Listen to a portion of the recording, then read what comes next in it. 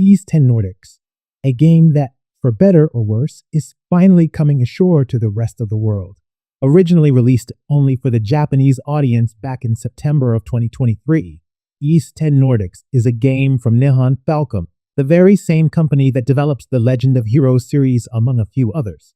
And as someone who has been hooked ever since I've gotten my toes wet with Ys Memories of Cell Saga, I was so ecstatic to try this out for the first time.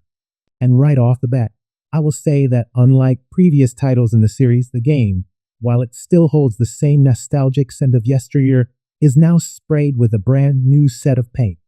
Not only did they fully scrap the three-person party system, but what Ys 10 actually gave us is a more focused combat and storytelling thanks to the smaller cast of playable characters. And don't get me wrong, there's still a lot of characters that are part of the story and has their own mini progression and development. But the focus here is still mostly about the main protagonist, a doll Kristen, and newfound heroine, Karja Balta. Though before I get too ahead of myself, let's talk a bit about the story first. Adol Kristen's story starts you off in a ship on its way to Karnak, a stopping point until his next big adventure. However, as fate would have it, you got roped quite literally in a huge mess when a talking seashell gave you mana powers and even changed you to none other than the daughter of the Jarl herself, Karja Balta of the Balta Sea Force.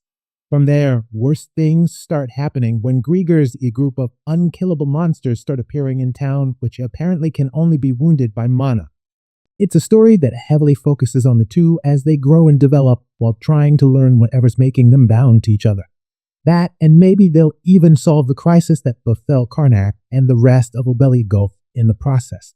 It's a refreshing take, often feeling like a breath of fresh air from the usual large parties that RPGs are made of, and one that really vibes with me as someone who enjoys a more focused story rather than a bulk of interconnecting and often convoluted mix of plots and character development.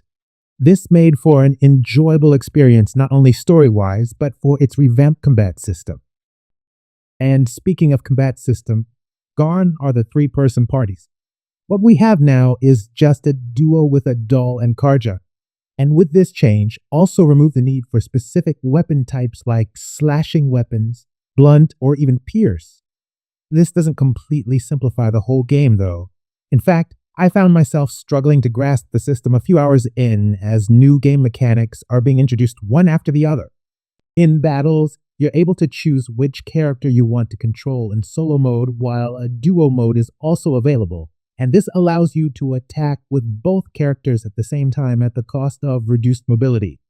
However, you still have the E-staples like SP-based skills that gets more powerful versions of moves as you master each one aside from perfect dodge and parries. But what really got me was all the added trinkets such as mana actions like a string that allows you to latch onto interactable objects and enemies alike, or the mana ride that summons a hoverboard to glide through areas among a few others. Not to mention that this also introduces naval battles as a game that took inspiration from Viking culture and more specifically its setting in Normandy. Character progression, on the other hand, still follows the same old system where you can equip a weapon, a piece of armor, and up to 4 slots of accessories, each with their own unique yet nostalgic effects. They can also be refined and upgraded if you have the credits and resources to do so. But what's new here is the new skill tree system called Release Line. This skill tree allows you to unlock nodes that can be used to attach mana seeds that alter your stats and give specific effects when you chain together similar types of seeds.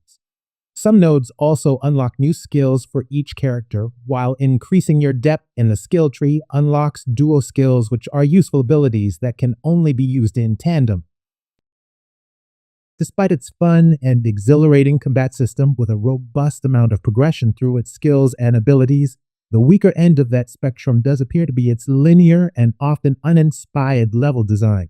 Unlike Memories of Cell Saga, which had me roaming around in just about every nook and cranny I can find, Nordics' open seas are just vast, but with little to take in. Oftentimes, I just want to go from point A to point B as fast as possible. But beyond that, the land exploration is something that does have its own merits. It might not have something to write home about, but it's one that does its job well for what it was trying to do especially with all the new mana actions that was introduced, which helps in puzzle solving and traversal, aside from its niche uses in boss battles. Ys 10 Nordics might not be the perfect game, yet it still deserves to be explored.